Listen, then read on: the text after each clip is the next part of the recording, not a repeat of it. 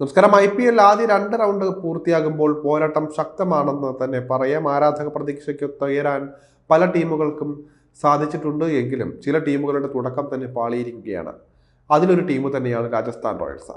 ആദ്യത്തെ 2 മത്സരത്തിലും രാജസ്ഥാൻ തോറ്റിരിക്കുകയാണ്. ഇത്തവണ രാഹുൽ ദ്രാവിഡിനെ പരിശീലകനാക്കി വലിയ മാറ്റങ്ങളോടെയാണ് രാജസ്ഥാൻ എത്തിയിരിക്കുന്നത്. പല സൂപ്പർ താരങ്ങളെയും കൈവിട്ട രാജസ്ഥാൻ ടീമിലും വലിയ ഉടച്ചുവാർക്കലാണ് നടത്തിയിരിക്കുന്നത്. എന്നാൽ ഇവർക്ക് ഉത്തമ പകരക്കാരനെ കണ്ടെത്താൻ രാജസ്ഥാന് സാധിച്ചില്ല എന്നതാണ് വസ്തുത.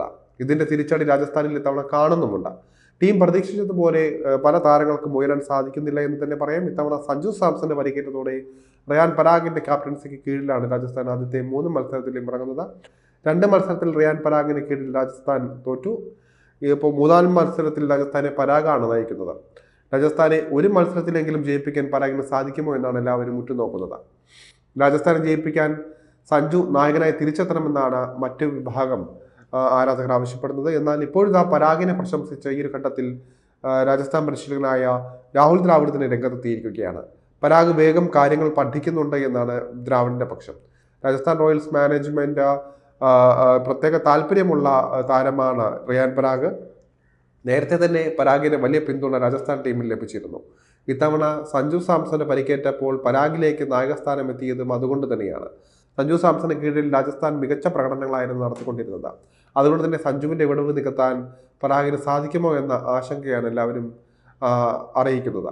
എന്നാൽ പരാഗ് വേഗത്തിൽ കാര്യങ്ങൾ പഠിക്കുന്നുണ്ട് എന്നും മികച്ച നായകനാണെന്നും ഒക്കെ പ്രശംസിച്ച് ദ്രാവിഡ് എത്തുമ്പോൾ അതിന് പിന്നിൽ മറ്റു ചില കാര്യങ്ങൾ ഉണ്ടോ എന്നാണ് ആരാധകർ തന്നെ ചികഞ്ഞു നോക്കുന്നത്. ടീമിനെ ഒരു സാഹചര്യത്തിലും സമ്മർദ്ദം ബാധിക്കാതെ പരാഗ് നോക്കിയെന്നും ദ്രാവിഡ് പറയുന്നുണ്ട്. ഇതെല്ലാം മികച്ച നായകന്റെ ഗുണമാണെന്നും ദ്രാവിഡ് പറയുന്നുണ്ട്. KKRനെതിരെ രാജസ്ഥാൻ തോറ്റെങ്കിലും റിയാൻ പരാഗ് എടുത്ത തീരുമാനങ്ങൾ മികച്ചതായിരുന്നുവെന്നും ദ്രാവിഡ് പറഞ്ഞു. സമ്മർദ്ദ സാഹചര്യത്തിൽ മുന്നിൽ നിന്ന് ഉത്തരവാദിത്തം ഏറ്റെടുത്ത് പരാഗ് മാതൃകയാണെന്നാണ് ദ്രാവിഡ് പറയുന്നത്. KKRനെതിരെ സ്വയം പന്തറിഞ്ഞെത്തിയ പരാഗിന്റെ തീരുമാനം മികച്ചതായിരുന്നു.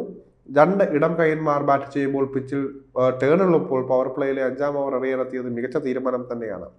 കൃത്യസമയത്തെടുത്ത മികച്ച തീരുമാനമായിരുന്നു ഇത്. നായകനെന്ന നിലയിലെ പരാഗിന്റെ പ്രകടനം തൃപ്തി നൽകുന്നതാണെന്നും ദ്രാവിഡ് പറഞ്ഞു. സഞ്ജു പൂർണ്ണ ഫിറ്റ്നസിലേക്ക് എത്തുന്നതുവരെ പരാഗിനെ നായകസ്ഥാനത്തേക്ക് തുടരാൻ അനുവദിക്കും. വ്യക്തതയുണ്ട് എന്നും പരാഗിലൂടെ രാജസ്ഥാൻ മുന്നേറുമെന്നൊക്കെയാണ് ദ്രാവിഡ് പറഞ്ഞത്.